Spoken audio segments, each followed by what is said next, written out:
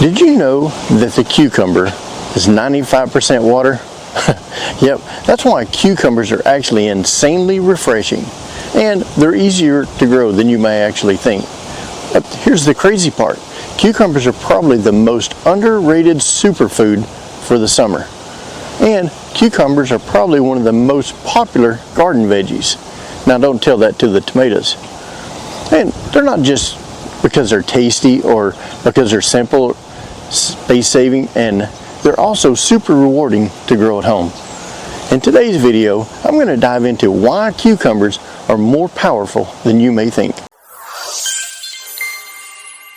Cucumbers are one of the most popular garden vegetables, and for good reason. They're easy to grow, and their versatility in the kitchen make them some of the favorites among home cooks. So whether you're a seasoned gardener or you're just starting out, growing cucumbers can actually be a rewarding experience.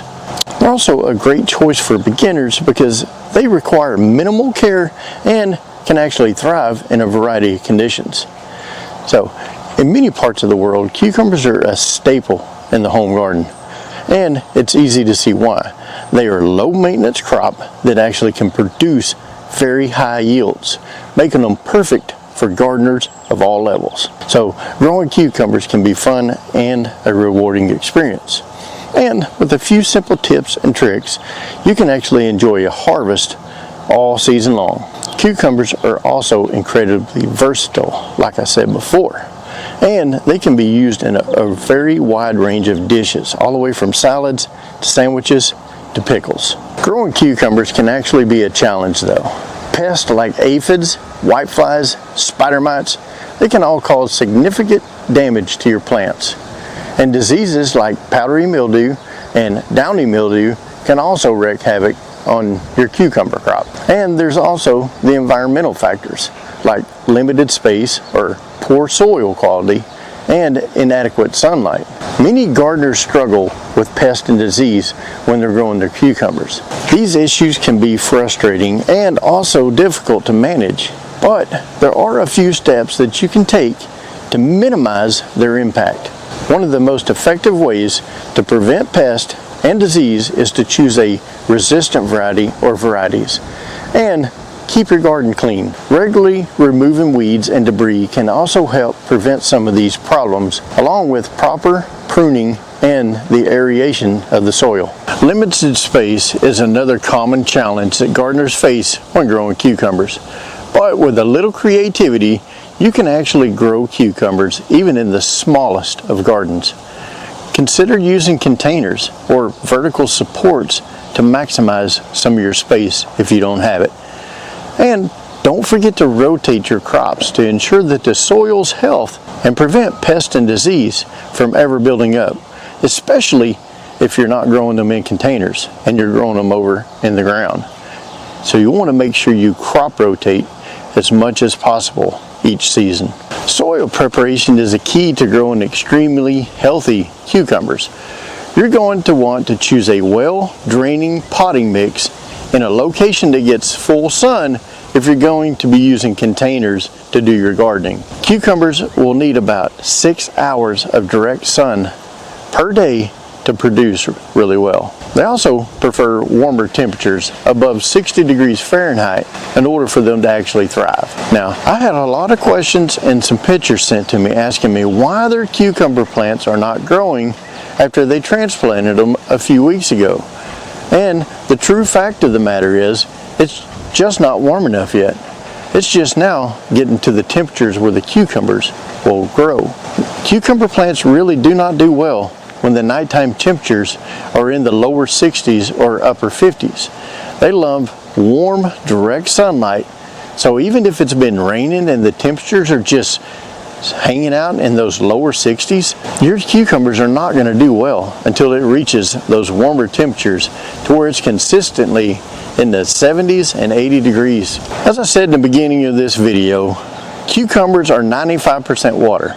So therefore, they are actually heavy feeders and they love water. But when it comes to watering, cucumbers need consistent moisture, especially when they start producing fruit. Be careful though not to overwater, though this can lead to actual disease and root rot. I'm going to be putting on another video soon about the difference in diseases and pests and go into that in more depth. So don't forget to subscribe to the channel and hit the bell notification.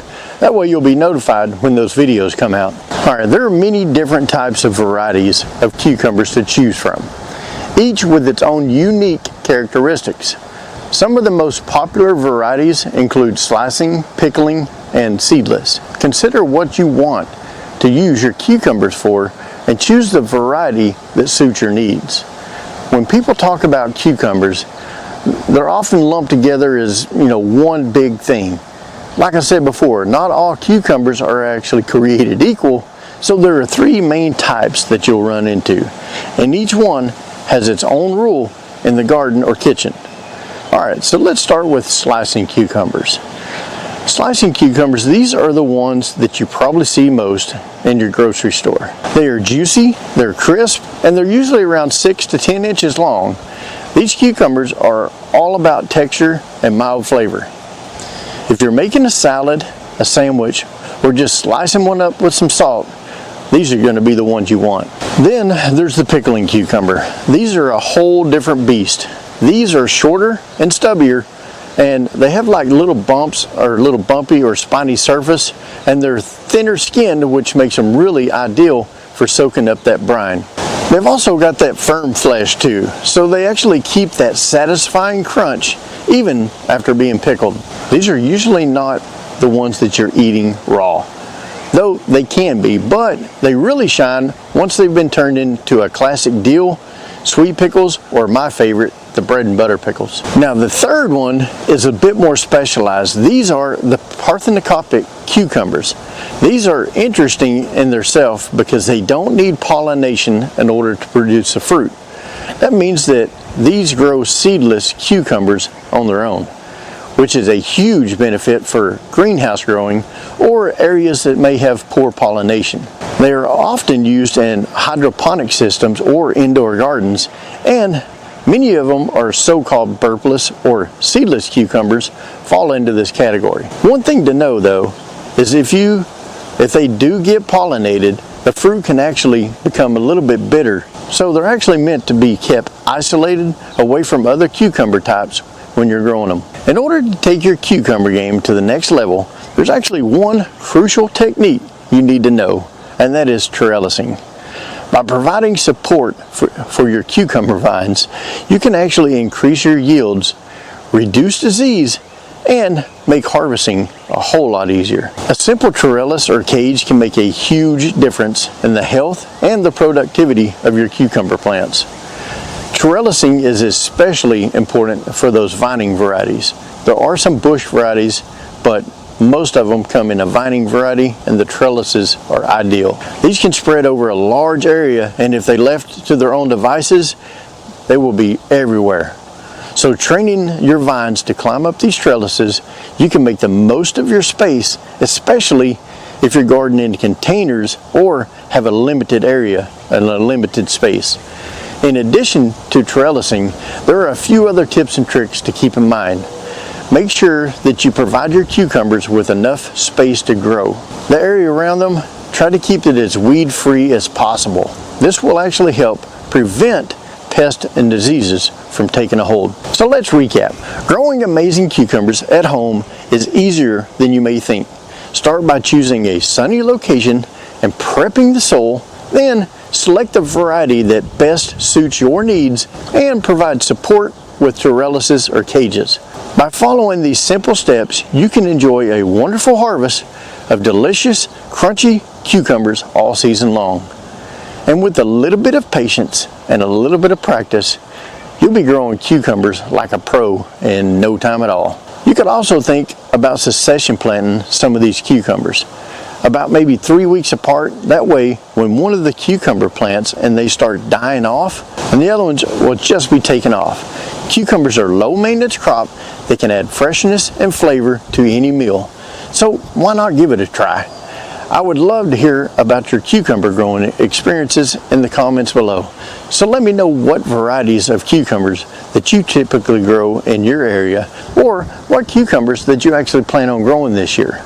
I myself am growing straight 8s and pickling cucumbers. If you haven't already, think about subscribing to the channel and check out my other gardening videos for more tips, tricks to help you grow an amazing product at home.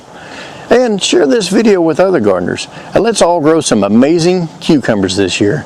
And like always, keep it growing.